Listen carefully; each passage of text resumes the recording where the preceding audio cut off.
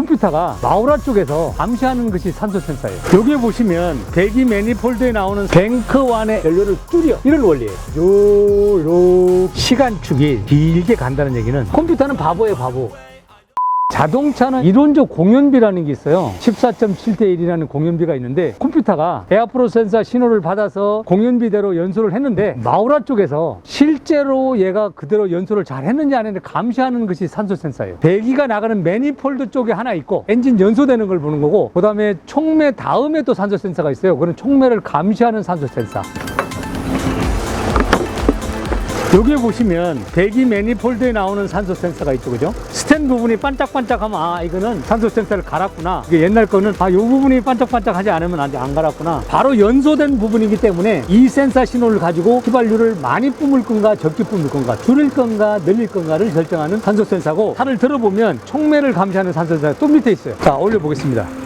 이쪽에 보면 이 뒤에 있는 촉매, 이 촉매를 거쳐서 나온 산소 센서가 여기 있죠. 뱅크완의 S2죠. S2 산소 센서입니다. 산소 센서는 선이 4선입니다. 갈 때 4선인데, 하나는 본선, 접지선, 열선선이에요. 센서선. 그래서 4개가 있는 거예요. 산소 센서 원리는, 산소는 O2거든요. O2. 이렇게 가능해요. O1으로 존재할 수도 있어요. 언제? 350도씨 열을 가하면. 그러니까 시동을 걸고 한 5분 정도 있어야 배기가스 온도가 350도가 될 거 아니에요. O1의 산소는 무게와 덩치가 반절인 산소. 이 350도가 넘어가면 O1이 돼서 이 배기가스 중에 O2가 많다. 그러면 이동하지 않아요. 산소가 많으면 공기가 많이 들어가는 거니까 희박. 탄소가 없으면 농후예요, 농후. 일반 산소 센서에서 파형을 볼 때 이렇게 1V, 0V.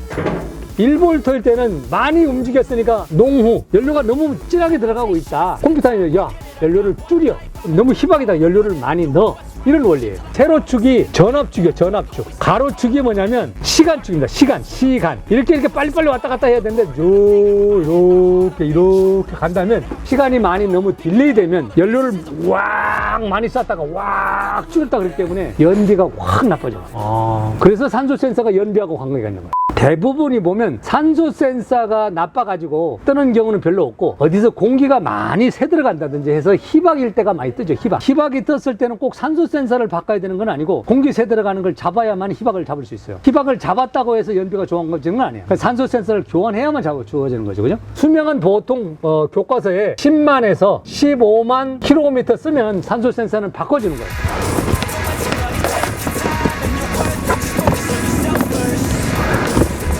뱅크완은 미션에서 오른쪽에 있는 게 뱅크완, 왼쪽에 있는 게 뱅크2인데, 또 거기 틀린 차가 있어요. 일본 차의 그 LX430 같은 거는 또 거꾸로더라고요. 뱅크완과 뱅크2, S1, S2로 컨택해서 그래프를 설정해요, 그래프. 지금 보면 뱅크완의 S1은 잘 그려지고 있죠, 그죠? S2가 같이 그려주고 있다는 건 촉매가 좀 안 좋다는 거예요, 촉매가. 이제 그러면 다시 2개만 보는 거죠, 2개. 이렇게 시간축이 길게 간다는 얘기는 산소 센서가 민감하지는 않다. 농후 희박. 쌓인 곡선을 잘 그려야만이 연비가 좋아져. 그래서 시간축이 느리면 연비가 확 나빠져. 자동차는 그 기능을 센서들이 감시해서 최적의 상태를 유지하기 때문에 센서 값이 되게 중요해. 컴퓨터는 바보예요, 바보. 입력된 신호가 들어가야 출력하기 때문에, 입력된 신호가 잘못 들어가면 잘못 출력을 하잖아요, 그죠? 아, 연료를 실제로 많이 쏘고 있는데 적게 쏜다고 하면 계속 연료를 쏠 거 아니에요. 그럼 당연히 연비가 나빠지는 거죠.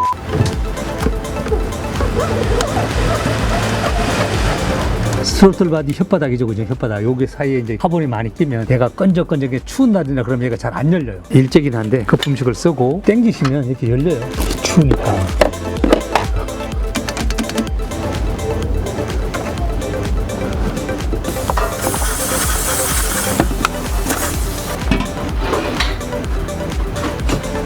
깨끗해졌죠, 그죠? 이제 이렇게 해서 닦으면 이 텀이 벌어졌잖아요, 그죠? RPM 우왕 올라갈 거란 말이에요. 그러면 리셋을 다시 해야죠, 리셋. 근데 사람들 되게 급내하던데, 급낼 거 하나도 없습니다. 그냥 이렇게 탈착하면 됩니다. 탈착하고, 이렇게 이제 배터리를 한 1분 정도 뗐다가 다시 붙이시고,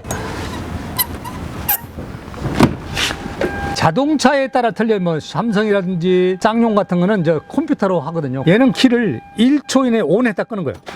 이렇게 메인 릴레가 딱 붙는 소리가 저쪽에서 납니다. 이건 여기서 나고 저쪽에서 나는데 10초를 기다려요. 그랬다가 자, 다시 키 온 합니다. 스로틀 바디가 이제 공회전상 다 조정을 해요. 이제 자기들이 막 다시 시동을 걸면 됩니다.